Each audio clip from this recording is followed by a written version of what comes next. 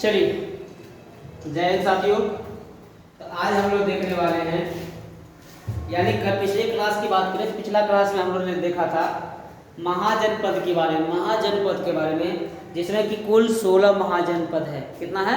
कुल 16 महाजनपद है, जिसमें से कि भारत में 14 महाजनपद है। कितना है? जिसमें से क्या है, कुल भारत में 14 महाजनपद है। और सबसे ज़्यादा महाजनपद की बात करें तो उत्तर प्रदेश में महाजनपद है। उत्तर प्रदेश में महाजनपदों की संख्या कितना है? तो वह 8 है। बिहार में आपका महाजनपदों की संख्या 3 है। मध्य प्रदेश में 1 है, राजस्थान में 1 है, और दक्षिण भारत में महाजनपदों की संख्या 1 है। इस तरह से क्या होता है, कुल 14 महाजनपद भारत में है। अगर हम लोग महाजनपद के बारे में बात करें तो महाजनपद जो बिहार में 3 है वह है वज्जी जिसका राजधानी था वैशाली, अंग जिसका राजधानी था चंपा, और मगध जिसका राजधानी था राजगिरी। ये 3 है। अब हुआ क्या कि जो मगध था, मगध पे जो राजा ने शासन किया, हम लोग यहाँ से पढ़ना स्टार्ट करते हैं। तो मगध साम्राज्य का कैसे कैसे विस्तार हुआ, उस पर कैसे कैसे उनका विस्तार हुआ, कौन कौन राजाओं ने शासन किया, कौन कौन वंशों ने शासन किया, उनके बारे में देखेंगे। मैं आपको बता दूं कि मगध पे 7 वंशों के राजाओं ने शासन किया। मगध पे 7 वंशों के राजाओं ने शासन किया, जिसमें से पहला हर्यक वंश के राजा बिंदुसार ने शासन किया। हर्यक वंश के राजा किसने? बिंदुसार ने शासन किया।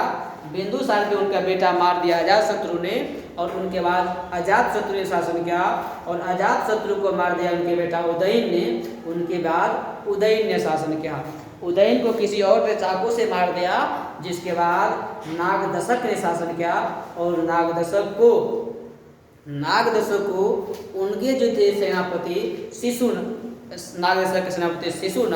शिशुनाग ने मार दिया, और शिशुनाग ने एक नया वंश शिशुनाग वंश की स्थापना की।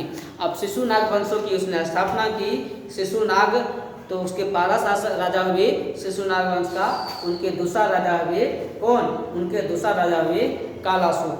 तो हम लोग उसके बाद कालाशोक को भी मार दिया महापद्मनंद ने, अब फिर से नया वंश का स्थापना कर दिया, नंद वंश का।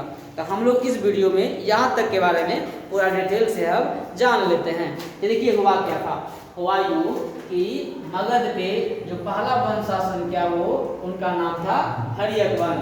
हर्यक वंश का जो राजा हुए पहला हुए बिंदुसार मानते थे कि धर्म को, बिंदुसार जैन धर्म को मानते थे, और उन्होंने युद्ध के सहारे जो वज्जी संघ के राजधानी था वैशाली को पाना क्या कब्जा किए, लेकिन पूर्णतः वज्जी पे कब्जा नहीं कर पाए। उनके बाद वो अपना विवाह के सहारे, देखिए विवाह के सहारे अभी का होता है, तिलक जो होता है दहेज का, उस टाइम में भी ये दहेज पड़ता था। नहीं, ये विवाह करते थे क्या हो, उनके बदले में दहेज में जमीन मिला करता था।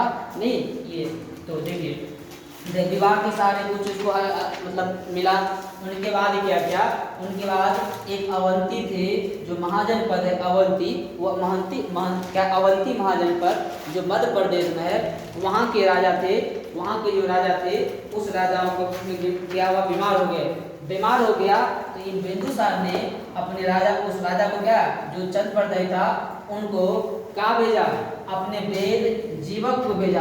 यानी चंद प्रदायी के बीमार हुए, इनके इलाज के लिए वेद जीवक था, इनको भेजा। किसने भेजा? तो बिंदुसार ने भेजा।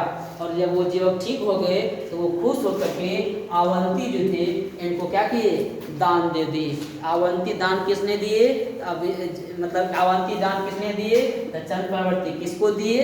तो बिंदुसार के दिए।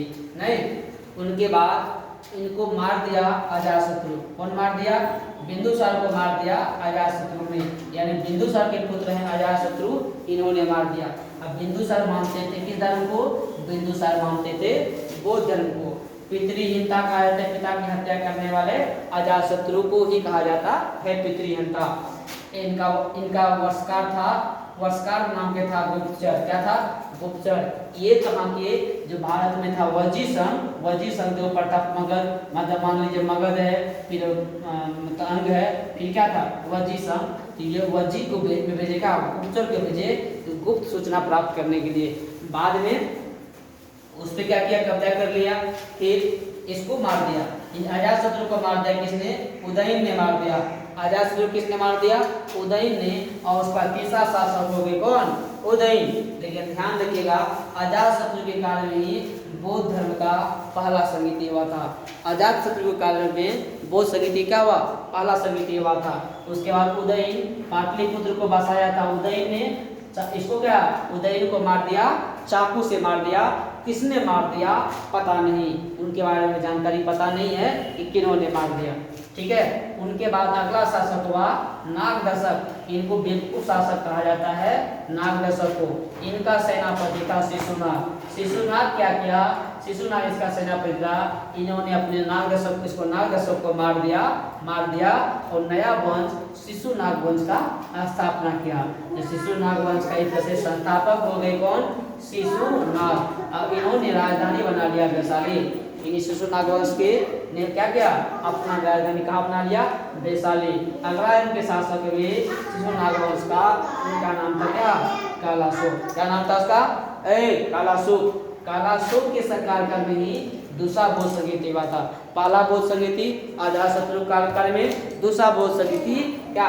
कालाशोक के कार्यकाल में। इन्होंने अपना राजधानी कहाँ बनाया? पाटलिपुत्र बनाया। कहाँ राजधानी बनाया?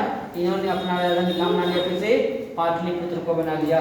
और इनका हत्या महापद्म ने कर दिया। और महापद्म ने हत्या कर दिया तो नया वंश नंद वंश का स्थापना किया। किस वंश का? नंद वंश का। जो कि हम लोग नेक्स्ट अगले क्लास में नंद वंश से आगे के बारे में जानेंगे। ध्यान रखेंगे मगध पे 7 वंशों ने शासन किया। 7 वंशों के राजाओं ने शासन किया था।